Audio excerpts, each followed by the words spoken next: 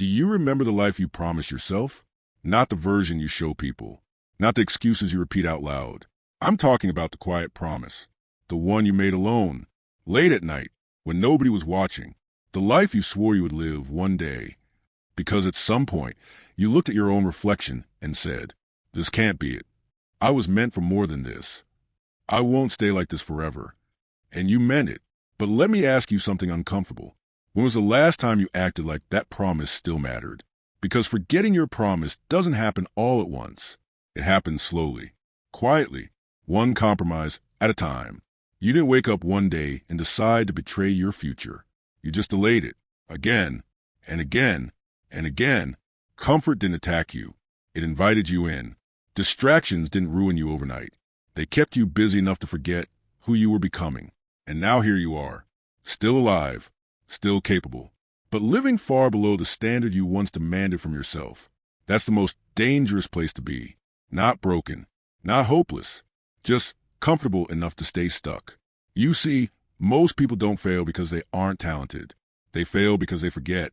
They forget the pain that woke them up. They forget the anger that fueled them. They forget the hunger that once burned inside them. They forget the life they promised themselves. And when you forget that promise, something else happens. You start lying to yourself. You call procrastination rest. You call fear being realistic. You call settling being grateful. But deep down, you know the truth. Gratitude doesn't require self-betrayal. Peace doesn't come from avoidance. And realism is often just fear wearing a smarter mask. The truth is, your future self is watching you right now. Watching every excuse, every delay, every time you choose comfort over growth. And one day, that future self will either thank you or resent you. There's no third option, because the life you want isn't built in dramatic moments. It's built in the decisions you make when nobody is forcing you to choose better, when no one is clapping, when no one is checking, when no one will ever know except you. That's where the promise lives or dies. And here's what most people don't want to hear. You don't drift into the life you promised yourself. You drift away from it. Silence kills more dreams than failure ever will, because failure at least reminds you that you tried. Silence lets you pretend you're still on the way, but time doesn't negotiate. Every day you delay is a quiet vote for the life you said you didn't want. Every excuse is a brick laid on the road to regret, and regret doesn't scream. It waits. It waits until you're older, more tired, less flexible, and then it asks one simple question. Why didn't you start when you still had the chance? That's why this moment matters. Not January, not 2026 on the calendar, not some future version of you with more motivation. This moment, because the life you promise yourself doesn't need motivation. It needs honesty. Honesty about where you are. Honesty about what you've been avoiding. Honesty about the gap between who you are and who you said you would become. That gap doesn't close by accident. It closes when you decide that forgetting your promise is no longer an option. You don't need to be perfect. You don't need to be fearless. You don't need to have everything figured out. But you do need to remember. Remember why you started dreaming differently. Remember why staying the same became unbearable. Remember the version of you that refused to accept a small life, because that version of you didn't disappear. It's been waiting, watching, and wondering if you're finally ready to stop forgetting and start honoring the life you promised yourself. There's a version of you that exists only in your mind. Stronger, disciplined, focused, unafraid of discomfort. That version wakes up early. That version keeps promises. That version doesn't negotiate with weakness. And then there is who you are right now. This is not about shame. This is about truth. Because growth doesn't start with motivation. It starts with confrontation. You don't change your life by pretending the gap isn't there. You change it by staring straight at it and refusing to look away. That gap between who you are and who you promise to be, that's where most people live their entire lives. Not failing hard enough to wake up. Not succeeding enough to escape. Just drifting. And drifting feels harmless until you realize it's stealing your future quietly. Here's what hurts the most. You know what you should be doing. You don't need another book, another video, another plan. You already know. You know when you're wasting time. You know when you're avoiding the work. You know when you're choosing comfort over progress. And every time you ignore that voice, you teach yourself something dangerous, that your word doesn't matter, especially the word you gave to yourself. That's why confidence fades. That's why discipline feels hard. That's why you feel disconnected from your own potential. Because self-trust is built when actions match promises, and it collapses when they don't. The reason you feel stuck isn't lack of ability, it's lack of alignment. You're trying to live a new future with old habits. You're trying to build a powerful identity with weak, daily choices. And life doesn't work like that. You don't rise to the level of your goals. You fall to the level of your standards. So let me ask you something directly. What standards have you been tolerating that your future self will reject immediately? The late nights that lead nowhere. The distractions you call relaxing. The people who drain you but feel familiar. The excuses that sound reasonable but change nothing. You don't need to destroy your life to rebuild it. You just need to stop lying about what's costing you your future. Because the truth is brutal, but it's freeing. The life you promise yourself demands sacrifices your current self keeps avoiding. Not someday. Now. It demands saying no when it's uncomfortable. It demands discipline when motivation disappears. It demands walking alone when the old crowd can't follow. And that's why most people never get there. Not because the life is impossible, but because the transition is painful.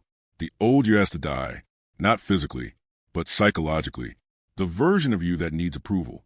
The version that waits to feel ready. The version that negotiates with weakness. That version cannot come with you. You don't become who you want by adding more.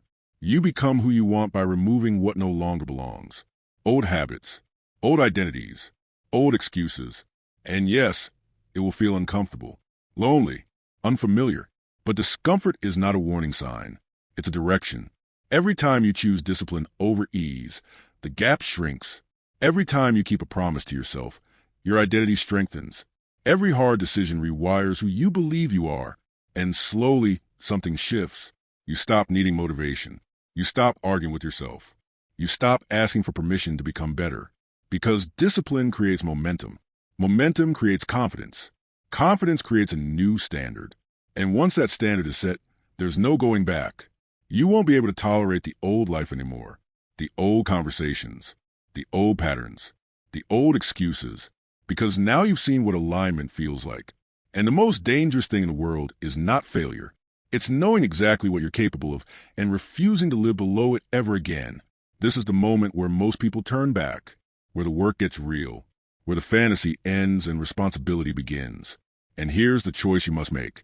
Either keep protecting the comfort of who you are now, or start honoring the promise you made to who you're becoming. Because the life you promise yourself doesn't need more time. It needs a decision. And in the final part, we're going to talk about how this becomes irreversible. How you lock in your new identity, so there's no going back to the old you.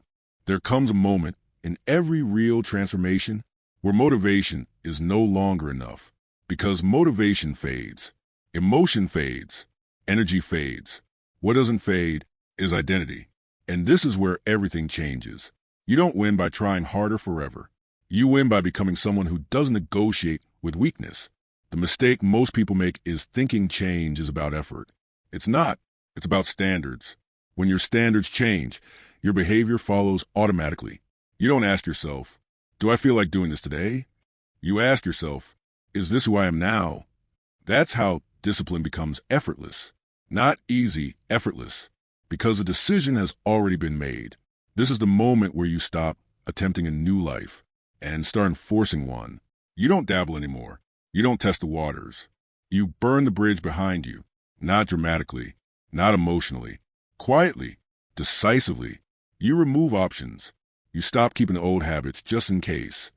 You stop entertaining the old version of yourself when it shows up begging for comfort. Because make no mistake, that version will come back. Late at night, on hard days, when no one is watching, it will whisper, you deserve a break. You've done enough. Tomorrow is fine. And this is where most people lose. Not loudly, not explosively. They lose slowly. One excuse, one compromise, one small betrayal of self-trust. So here's the rule that separates the few from the many. Never negotiate with a version of you that is trying to stay small. You don't argue with it. You don't explain yourself. You don't justify your growth. You act, because identity is built through action under pressure. Every time you do the hard thing, when no one is watching, you cast a vote for the person you are becoming. And once enough votes are cast, there is no debate anymore. You don't need reminders. You don't need motivation. This is just who you are. The strongest people in the world are not the loudest. They're not the most aggressive. They're not the most emotional. They are the most consistent. They do what they said they would do, long after the feeling has passed. They don't live off inspiration. They live off principle.